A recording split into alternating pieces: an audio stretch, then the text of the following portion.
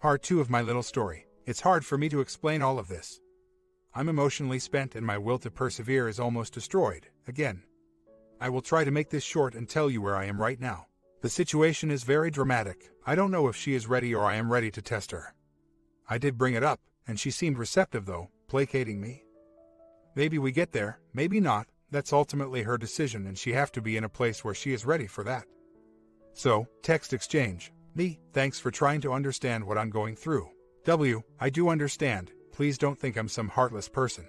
Me, I wouldn't be fighting with all my soul to save a marriage to a heartless person. You have one of the biggest hearts I've ever known. I just bruised it badly and it doesn't trust me right now. I understand that. W, so then stop acting like you hate me. You're making me very uncomfortable. The following day or two I began to get that gut feeling that she had gotten a fix and that she had to have been in contact with him. I wasn't seeing the tiny glimpses of my wife that I had been seeing here and there for moments anymore. She was distant and angry again. For one, I had no way to verify my suspicion as she has changed the password to our cell phone account sometime in the last few days. Despite trying not to confront, I couldn't help it after I walked into the room while she was on the CPU and realized she was changing her password on her email. And that the password she was changing it to, or from, was his name. I held my tongue and said nothing, like I didn't see her do it. Anyway, last night after she did something else that was suspicious, didn't want to hand me her phone when I asked if I could see it. And not to snoop, I want to see if it had a port to stream videos from her phone, Netflix, to our TV. That popped the cork off my ability to hold anything in. I asked her pointedly what her password was. Obviously she lied straight to my face. Over and over and over. I told her I saw her type of his name into the password of her email. And after she lied, about several other things too, but I didn't call to the carpet, she said she lied because she was scared of me. Oh my God, I've never done anything to ever justify any fear of me, never. Nothing, never physical or threatening in any way in 10+ years. Let me just give the nutshell of the rest. Turns out she had been talking to him again, despite me being told they had not been talking at all. By both of them, via texts. Told me I hope you're happy, he's gone, very upset. Apparently, she claims they were saying goodbyes because he was being the hero and didn't want to talk with her anymore. They exchanged texts which I'm told was him saying he was getting out of the way and it was for the best. And he was sorry for ruining her life, family, and he was just trying to be her friend and didn't mean for this to happen. Then I'm told he has blocked her calls and will no longer answer her texts. Obviously, she is torn up, distraught and very angry with me, and a lot more of the standard stuff. It's my fault. You cost me a friend, I miss him. She also told me she has found a new confidant to talk to about everything. Someone, female, that knows her OM and her very well, and it's helping her to cope by talking to this other person. Okay, enough, I'm drained, beat up and just spent right now. There is more, and I will share, but I'm interested in everyone's thoughts so far. I have two completely different paths in front of me. I have to take one of them, but they conflict greatly. One is withdraw. This hurt is unbearable and consuming. I am the one doing all the work and trying desperately to be understanding of her pain and what she must be going through. I read daily about all of it, the entire process, the stages, etc. Why am I doing all of the work and being the person who is charged with holding this together? I accept responsibility for the dynamic I created with my emotional unavailability, and the damage which was created in large part due to the fact that I had an alcohol problem, which I am dealing with. No drinking. For almost 2 years, but I did not make these choices. She did. She has done these things and will not take any responsibility for her part in this marriage or the problems we are through and doesn't have any motivation to work on it. 2. Continue to stick it out and essentially be the one doing all the work and feeling like a doormat. Emotional punching bag while she gets through the withdrawal stages and see where we stand and go from there. Much of what I read says I have to be present and be the person she wants to be with and prove that I'm not going anywhere. Give her reason to choose me. And her family. Work on me, which I have been doing, church, gym, good father. I have no way of knowing how much, how often, and to what degree she continues to get fixes of him which prolong any attempt to take any step towards what my end goal has been. Which is obviously to be the best husband and father I can be and give 110% to trying to salvage my marriage. I think she is telling the truth about her female friend right now.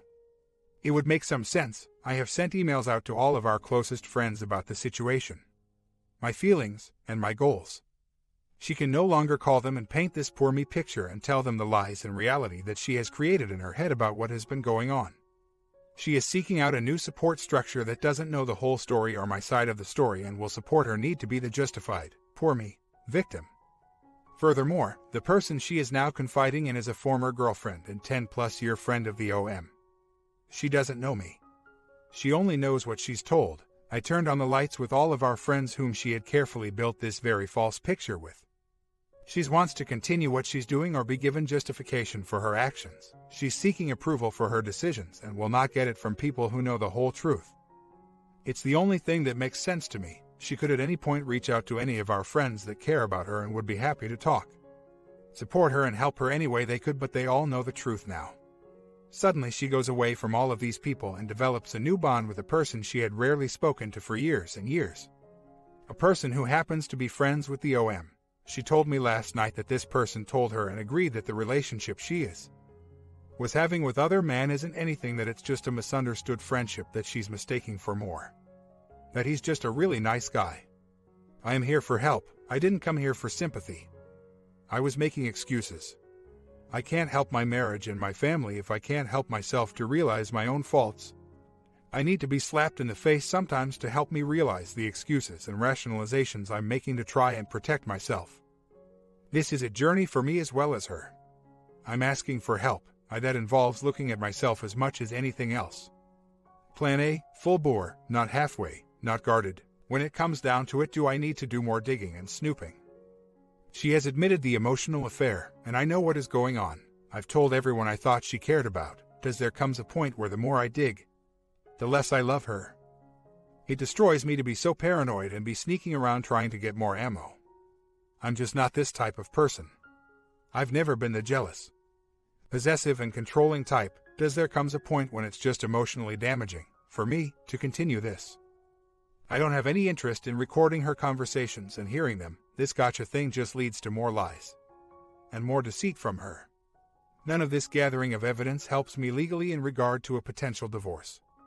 No false state, and I'm not going to chase down every person she bonds to and finds to talk to. I mean, I could chase forever. As someone pointed out, every situation has its specific dynamics. The dynamic here and my gut tell me I'm not putting her job at risk. I'm just not. I love my wife.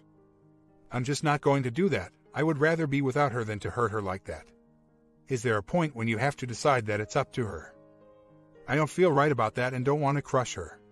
She's obviously sick and clearly addicted. I don't know, I just feel like some of these things as far as exposure can be a fine line. I'm not going to involve her career. Clearly, from where I stand, I need to focus on getting pressure on the other man's side. If I ask myself honestly, I don't forgive her. It's not my place to forgive her. She has to forgive herself or seek forgiveness from whomever she answers to inside of herself. I'm not seeking payment. I understand who she is and what has happened. I'm not harboring any anger at myself or her. I accept responsibility for the things I've done to contribute the problems that we have had, and I'm doing everything I can to ensure that this never happens again. I forgive myself. If she ever feels that she needs my forgiveness, and she seeks it for her own soul to heal, I will give it to her. I am not going to offer if she's not seeking it. I just question what I'm fighting so hard for. I've been fighting for this marriage, family alone for a long time now. This pain is crippling. Everything is a mess of confusion. I find it harder and harder to be in a good place long enough to keep it up. She has everything justified. It's all my fault. We had a talk about why we haven't been talking the last few days. Mainly because I got frustrated knowing that despite what she says to me and to other people, he is still there. I said, we aren't talking because you don't want to lie to me anymore, and I don't want to ask you questions because I don't want to be lied to. That turned into 90 minutes of her venting about all of the terrible, inconsiderate things I've done to her. And what a horrible person I was to her. She even has me convinced that I was such a terrible person to her that who could blame her for doing this? This is all so far-fetched that I can't even get my head around it sometimes. When we discuss anything regarding the situation, other man, our relationship, the affair, etc., everything is predicated on lies. When she tells me anything about the affair, the other man, etc., it's all lies, half-truths and dishonesty. She looks me straight in the eyes and lies right to my face. It's hard for me to ask questions which will be met with more lies, and I'm sure that she doesn't want to lie to me, so she doesn't voluntarily try to initiate conversations. I've read that the last thing a WS wants to discuss is their marriage. Plus, doesn't this plan A, which I'm trying, calls for no relationship talk. I have so much pent up inside me that I want to talk with my wife about, but this person I'm talking to is not my wife. It's very frustrating and it builds up. All of these things seem to come venting out through combative language or disrespectful judgments. When she brings up the things I've done to contribute to this situation, I'm trying to just listen and let her get some of it out, which I read I should be doing. Sitting quietly and letting her talk, vent. I thought I read somewhere that is part of the healing process for her. I am trying my best to accept responsibility for the environment I created. How can I try to avoid these conversations or walk away from them and still be holding up my end of the responsibility? I'm not stopping as far as my improvement of myself.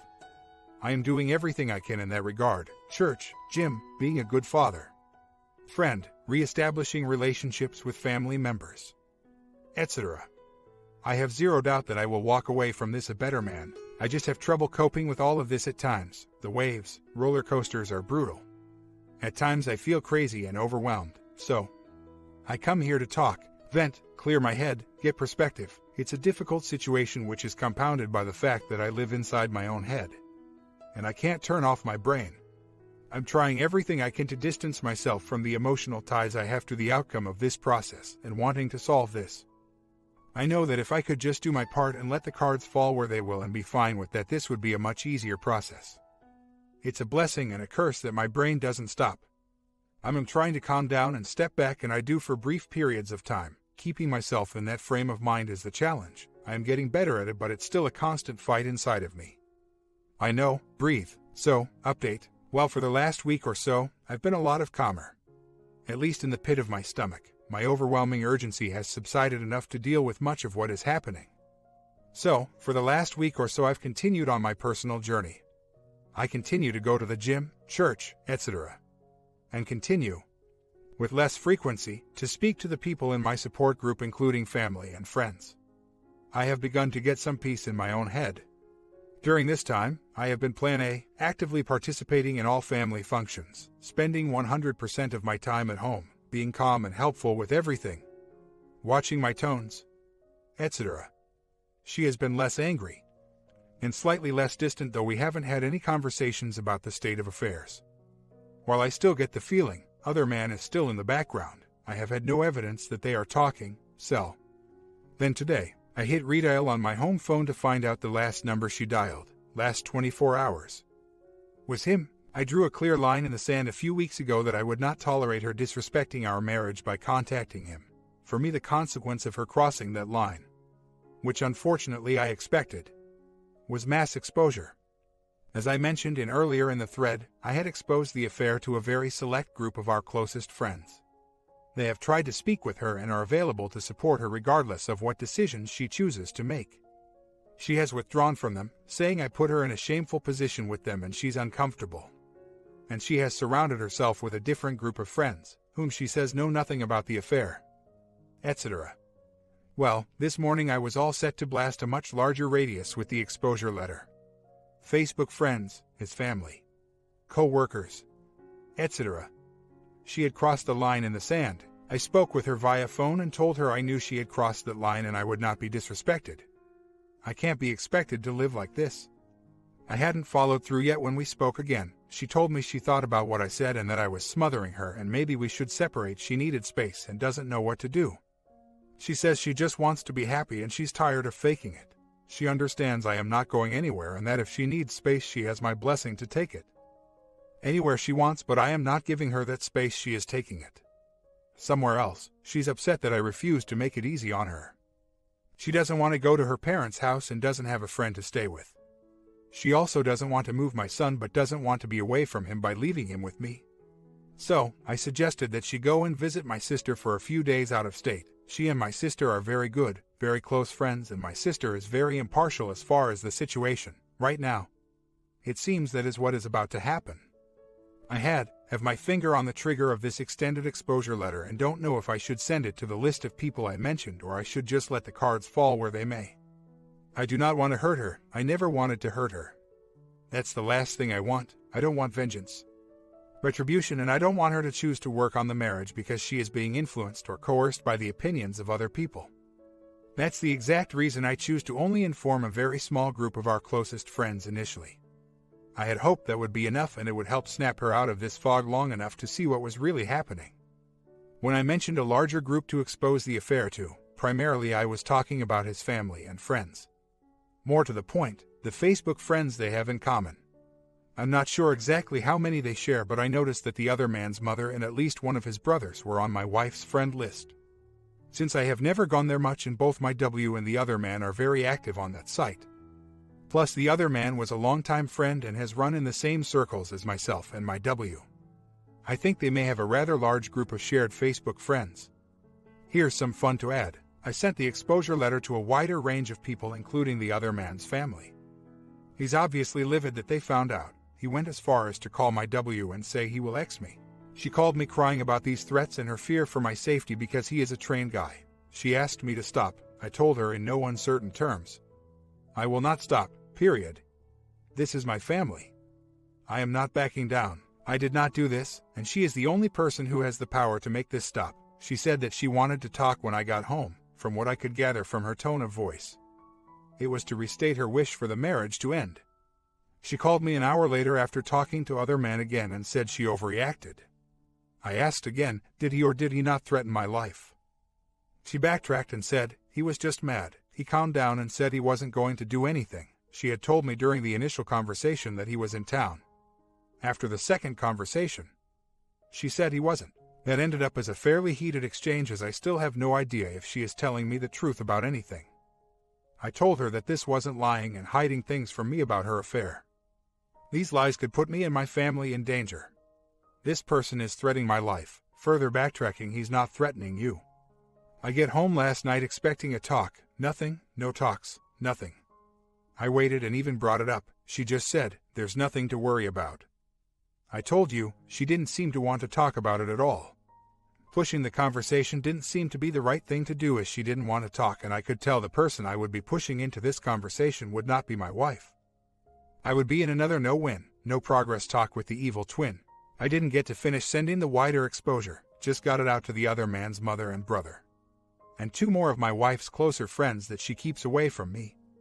I have no idea if either of the last two got my message. I suspect they didn't.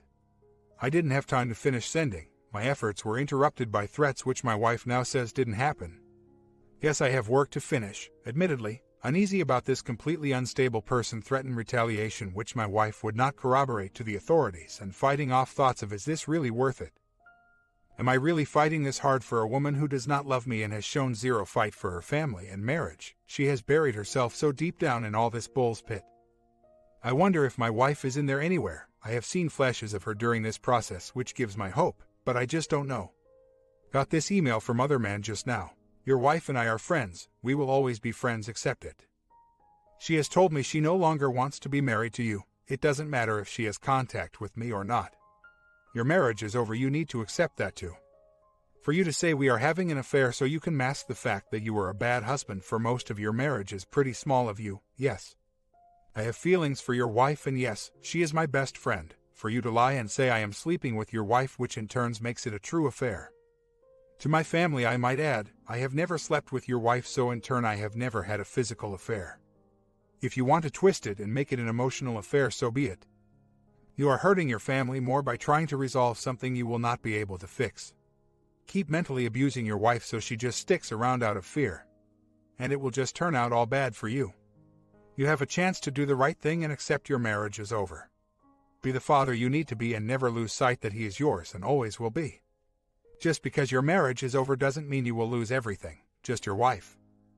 You think if I am gone out of your wife's life your marriage will blossom. It won't. It has failed and there is nothing that you or I can do to change that. I have had limited contact with your wife these past few months. A lot less than you think, but it is all good. Believe what you need to believe to get through the night.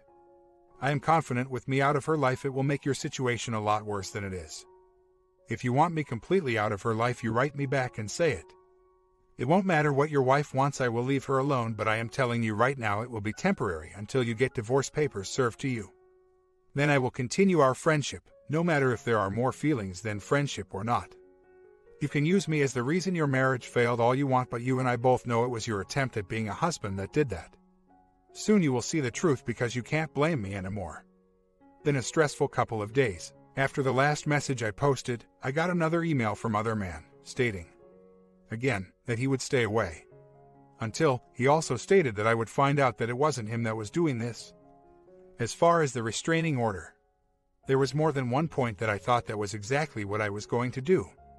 Being at home the last few days and dealing with Xmas for my son, family activities, etc., it's been hectic and I did not follow through yet. The truth of the matter is not only that I have been overwhelmed with the holidays, but I have also been emotionally overwhelmed, and handling much of this stress is easier in segments I had intended on dealing with today. Then some of the picture became more clear and cloudier at the same time. So, Christmas Eve, my W comes to me and tells me she can't deal with this drama and the stress of the situation, and she thinks it's best for her to cancel her Facebook account, which by the way is a huge thing. Aside from the fact that it is and was one of the primary means of communication with other man, she also lives on that thing. It is a huge part of the alternate reality that she has been living in this whole time. I was more than a little surprised that she was following through with stepping away from it. About 30 minutes after she disables her account and shows me she did, she started acting strange. I could see and sense a nervous panic about her. So, she tells me she is going to get gas before we go to church. Takes her 40 minutes to go 2 minutes away. So obviously she went to call the other man. On the way home from church after my head was right, I calmly asked her if that was what she did. She was honest and told me that she did call him. Her end of our conversation was filled with the "I'm sorry, I couldn't help it, I'm trying to let go." After I sat quietly for a while, I felt something inside me let go. A calm resignation. I essentially said, okay, go to him. I can't do this anymore. It was probably stupid for me to offer that or suggest it. But I was tired and felt beat. She didn't go. We had other family functions to attend that night. So even if she wanted to take me up on my offer, she couldn't. Christmas Day, we had a nice enough day with our son and all the Christmas activities. That evening, she went to her uncle's house with my son for a while. When she came back home, I felt something not right again. I knew that she had called him. I wasn't going to get angry or frustrated. I just told her I was leaving. She called me a few minutes later asking where and why I was leaving. I told the truth. I knew what was going on and I couldn't do it anymore. I was not going to get angry, I just had to leave. That conversation turned into a 45-minute talk. The gist being, I am not going to play this sick game anymore. I love my family, but I'm not doing this anymore. I also told her that I realized that it wasn't him at all. He was trying to back away. She was the one pursuing. This whole time I had a picture in my head that it was him. It wasn't, it was her. She wouldn't let him back off. Which she admitted, she is the one initiating all of these recent conversations with him. Her end was her showing some remorse for who she had become and recognizing this was sick and hating herself. I didn't come home. I spent the next 3 to 4 hours alone having me time. Yesterday, she texted me and tells me she wants to tell me something. She tells me she contacted other man again and that she told him please don't answer her calls or texts. That she needs to figure out what is going on with her life. Her marriage, and her family. We spoke for a long time. She was very honest with me about quite a few things that she had been lying about prior to this. Seemed like she was my wife. The women I knew. No sense of the evil twin during most of these talks. It was actually nice to be able to talk and be honest and have at least some senses that she was being honest in return. She also mentioned that she and my best friend's wife have talked and they have gotten my wife enrolled in therapy at the church.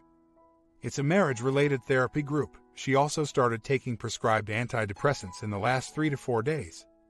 So, here I am, questioning how much to escalate the other man's side with the restraining order, knowing now that she has been the one calling him and resisting any space from him. Also realizing that she has been telling him what he needs to hear to keep him close. I tend to think that includes painting a picture where I am somehow scaring her or something. So yesterday, she doesn't answer her phone when I called from work. She initially lies to me about where she was. Then admits that she met other man in some parking lot somewhere to say goodbye. Again, tried not to talk to her much later about the situation. I knew I was talking to an addict that just had a fix, so it would be fairly useless to try to reason with her. We did end up talking. As accepted unproductive talk though. The paperwork has been gathered to move forward with the restraining order. I have also prepared a second letter. She claims that the last meeting was closure. Again, while I'm not sure how much truth is in anything she says, I'm fairly certain that she did not. The withdrawal signs were ferocious yesterday. She screamed at me, called me names, insulted me, told me I was smothering her and felt I was watching her every step, reverted to the "we were just friends" script, told me she would not be told who she could be friends with and would hang out with anyone she wanted. This is the second time. When he claimed he was going away last time, he went away for 3 to 4 days. That I have had to go through this living with a monster detox. If not for the support and education I have gained here, I'm certain I would not have been able to handle this second one so well. By well, I just mean that I would not allow her to bait me into fighting with her. She tried everything possible. I guess I don't have to tell anyone that's been through this what it's like.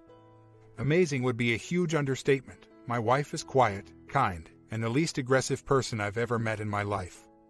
This person is, well, I don't know, I don't even have words for it.